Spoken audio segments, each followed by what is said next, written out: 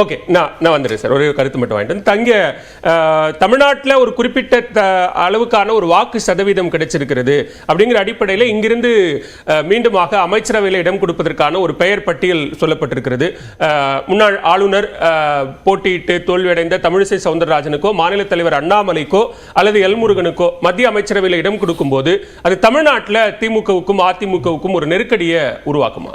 இது ஒரு நெருக்கடியும் ஏற்படுத்தாது. இதற்கு முன்பாக திரு எல் முருகன் அவர்கள் வந்து கேபினெட் மினிஸ்டரா இருக்கிறாரு, கடந்த 5 ஆண்டுகள்ல இருந்தாரு. அதனால தமிழ்நாட்டுக்கு என்ன நன்மை கிடைச்சிச்சு, இல்ல என்ன நெருக்கடி இருந்தது?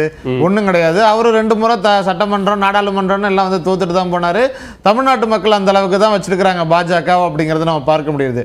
இன்னும் கூடுதலா இந்த கூட்டணியினுடைய தேர்தல் வெற்றி தோல்விங்கிறதை தாண்டி ஒரு பிரதிநிதித்துவம், அமைச்சரவை பிரதிநிதித்துவம்ங்கிறது ஒண்ணும் இல்ல. அதாவது ஒரு பிரைம் மினிஸ்டர், ஒரு அமைச்சர், ஒரு அரசுங்கிறது எல்லாருக்குமானதா இருக்கணும். இவங்க வந்து கடந்த 5 ஆண்டுகள்ல எல் முருகன் மட்டும் நமக்கு பாஜக தமிழ்நாட்டில் தோர்த்த போது 2019 தேர்தலையும் அதன் பிறகு வந்த சட்டமன்ற இடைத்தேர்தல் எல்லாம் தோத்தப்ப பாஜகவினுடைய மிக முக்கியமான தலைவர்கள் என்ன சொன்னாங்க ஸ்டேட்மெண்ட்? தமிழ்நாட்டு மக்கள் பாஜகவுக்கு ஓட்டு போடலையா, ஐயோ போச்சு, இனிமே உங்களுக்கு நான் ஒண்ணுமே வரக்கூடிய நன்மைகள்லாம் கிடைக்காம போயிடுமே. அப்ப அரசு வந்து எல்லா மாநிலங்களையும் எப்படி பாக்குது பாஜக அப்படிங்கிறது இதுல இருந்து தெரியுது.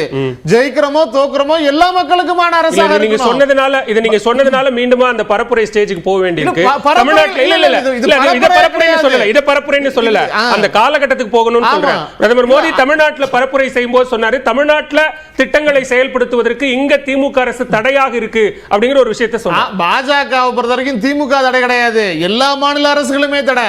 சரி, மற்ற மாநிலம் கேரளாவுக்கு நீங்க என்ன செஞ்சு கொடுத்துட்டீங்க? பாஜக அல்லாத காங்கிரஸ் ஆளக்கூடிய மாநிலங்கள் என்ன செஞ்சீங்க? இது இந்தியா முழுவதும் இப்ப ஜார்க்கண்ட்ல இருக்கட்டும், டெல்லியில இருக்கட்டும், மாநில கட்சிகள் ஆளக்கூடிய மாநிலங்களுக்கு பாஜக ஒன்றிய அரசு என்ன செஞ்சுச்சு? இப்ப வந்து கூட்டணி தத்துவம், பெடரலிசம் எல்லாத்தையும் ரொம்ப ஒத்திசைவா கூட்டணிகளுடைய தோழன், உற்ற தோழன் அப்படிங்கிற மாதிரி எல்லாம் பேசுறாரு. இதே மோடி ஒப்பிட்டு சொல்ல வேண்டிய தேவைக்காக சொல்றேன், தேர்தல் நேரங்கள்ல புல்டோசரை எப்படி பயன்படுத்தணும் அதெல்லாம் நீங்க போய் கத்துக்கோங்க அப்படின்னு சொல்லி சொன்னாரா இல்லையா? இன்றைக்கு கூட்டத்தில் என்ன பேசுறாரு மோடி அவர்கள்? இந்த எல்லா மதமும் ஒன்று, எல்லாரும் ஒன்னாதான் போக போறோம். இப்போ வந்து நீங்க ஞானி மாதிரி பேசுறாரு. இந்த ஞான உணர்வு ஒரு 10 நாளைக்கு முன்னாடி கிடையாது, 2 வாரத்துக்கு முன்னாடி கிடையாது. தேர்தல் பரப்புரையில பேசுறதோ, இப்போ கூட்டணி கட்சி கூட்டத்துல கூட்டணி தலைவராக தேர்ந்தெடுக்கப்படுறத பேசுறதோ ஒரே மாதிரி இருக்கணும்னு அததான் சொல்றோம். இந்தியாவிலேயே வலிமையான தலைவர், பக்கத்து நாட்டு சர்ஜிக்கல் ஸ்ட்ரைக் எல்லாம் தடுத்து நிறுத்தக்கூடியவர், 2 நாட்டு போரை நிறுத்தி வெண்புறா விருது வாங்கக்கூடியவர், மிகவும் வலிமையான தலைவர்.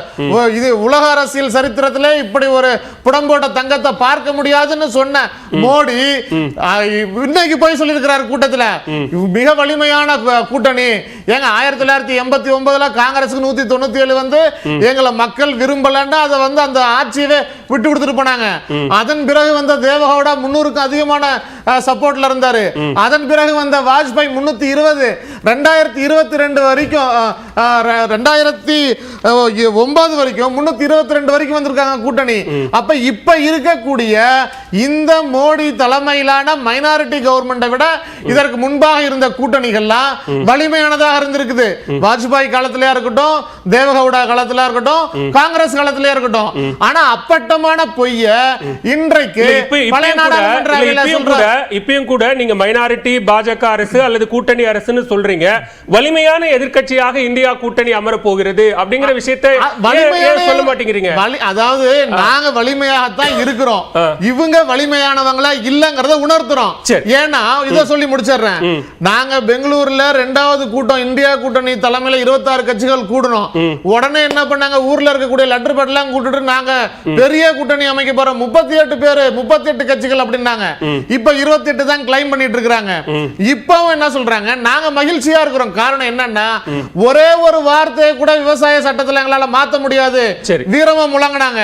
அந்த மாதிரி இன்றைக்கு எந்த மசோதாவாக இருக்கட்டும், எந்த சட்ட திருத்தமா இருக்கட்டும் சொல்ல முடியும். காரணம் என்னன்னா, வலிமையான எதிர்க்கட்சிகளா நாங்க இருக்கிறோம். இன்னொன்னு கூடுதலா இதுக்கு மட்டும் அனுமதிங்க. ஏன்னா இப்போ எதிர்க்கட்சிகள் வரிசை நாங்க இன்னும் எங்க எம்பிக்கள் கூட்டமே கூடல, இன்னும் இப்பதான் முடிஞ்சிருக்குது. இப்ப இப்பதெல்லாம் ஃபார்ம் வாங்கி ரெஜிஸ்ட்ரேஷன் ப்ராசஸ்க்கே போயிட்டு இருக்கு. இப்பவே வந்து பயம் வந்துருச்சு.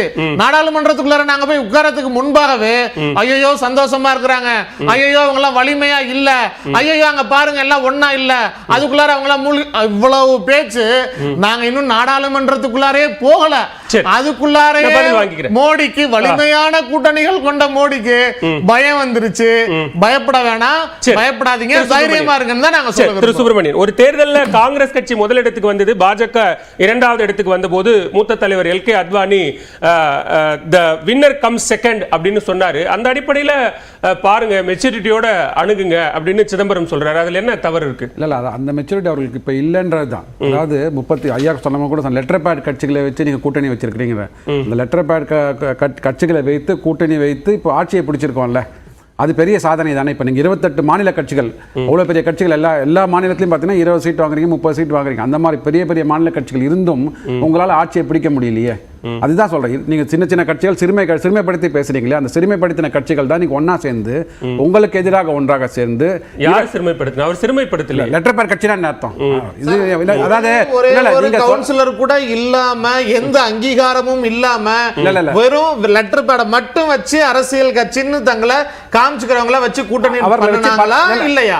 அதாவது ஒரு கட்சிக்கு அதிகாரத்தை பிடிக்கிறது மட்டுமே, ஆட்சி அமைக்கிறது மட்டுமே அப்படின்னு மோடி சிந்தனை மட்டுமே இருக்க முடியாது.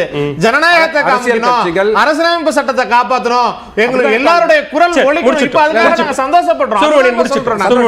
ஒன்றும் பிரச்சனை இல்லை. அதாவது நீங்க சொல்றது அவர் பண்ணினா உடனே வந்து அவர் நடிக்கிறார் அப்படின்றீங்க, இல்ல பண்ணல அப்படின்னா ஏன் பண்ணலன்றீங்க.